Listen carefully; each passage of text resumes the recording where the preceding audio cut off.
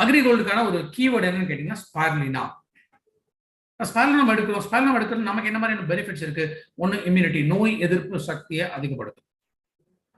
ரெண்டாவது பிளட் சர்க்குலேஷனை நமக்கு இம்ப்ரூவ் பண்ணும். பொதுவாகவே நமக்கு அந்த ஸ்ட்ரெஸ் லெவல்ஸை கண்ட்ரோல் பண்ணி நமக்கு ஒரு ஃபிட்னஸ், ஒரு எனர்ஜி இதெல்லாமே கொடுக்கக்கூடியது ஸ்பைருலினா. அதே மாதிரிதான் அக்ரி கோல்டை பொறுத்த வரைக்கும் மெயினா ரூட் டெவலப்மெண்ட் நல்லா இருக்கும். ரூட் டெவலப்மெண்ட் நல்லா இருந்துச்சுன்னா தான் வேர்கள் வழியாக அந்த ஊட்டச்சத்துக்கள் செடிகளுக்கு முழுமையாக கிடைக்கக்கூடியது.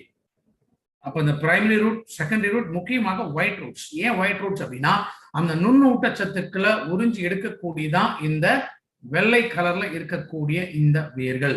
ஸோ வேர்களோட வளர்ச்சியை ஹெல்த்தியாக்கக்கூடியது அக்ரி கோல்டு. அப்ப வேர்களோட வளர்ச்சி முக்கியமா எந்த ஸ்டேஜ்ல தேவை? முதல் ஸ்டேஜ்லயும் ரெண்டாவது ஸ்டேஜ்லயும் தேவை. அடுத்தது அந்த பழங்கள், காய்களோ பழங்களோ அது கம்ப்ளீட்டா முழு வளர்ச்சியை அது அடையணுமா, அதற்கும் அக்ரி கோல்டு தேவை. அப்ப 3வது 4வது ஸ்டேஜ்ல கூட கொடுக்கலாம். ஸோ அக்ரி கோல்டு மட்டுமே ஜெனரலா 2, 3, 4 இந்த ஸ்டேஜஸ்ல நம்ம பயன்படுத்தலாம்.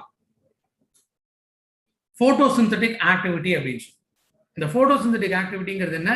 செடிகள் அதோட உணவுகளை அதுவே தயாரிக்கிறது தான், குளோரோஃபில் உதவியோட. அப்ப இது அதிகமாச்சுன்னா ஆட்டோமேட்டிக்கா அதுகளுக்கு தேவைப்படக்கூடிய உணவுகளை தயாரிக்க முடியுது. அப்ப இன்னும் நல்ல வளர்ச்சியை கொடுக்கக்கூடியது. எஸ்பெஷலி நிலத்துக்குள்ள விளையக்கூடிய உற்பத்திகள் அது எல்லாருக்குமே அக்ரி கோல்டு ரொம்ப ரொம்ப அவசியம். அக்ரி கோல்டு ஸ்ப்ரே அப்ளிகேஷன்ஸ் கொடுக்குறோமா, தென் 20 கிராம் 15 லிட்டர் டேங்க்ல மிக்ஸ் பண்ணி ஒரு 20 to 30 நாட்கள் வரைக்கும் வளர்ந்துருக்கு. அதாவது நம்ம விதை விதைச்சு அதுல இருந்து துளிர் விட்டு கொஞ்சம் கொஞ்சமா வளர ஆரம்பிக்கக்கூடிய 20 to 30 நாட்கள் இருந்துச்சுன்னா, அந்த பூ விடுறதுக்கு 20 நாட்களுக்கு முன்னாடி ஒரு டைம், பூ விட்டு 20 நாட்கள் கழிச்சு ஒரு டைம், இந்த ஸ்டேஜஸ்ல அக்ரி கோல்டை கொடுக்கணும். எவ்வளவுனா 15 லிட்டர் டேங்க்ல 20 கிராம் அக்ரி கோல்டை மிக்ஸ் பண்ணிக்கணும்.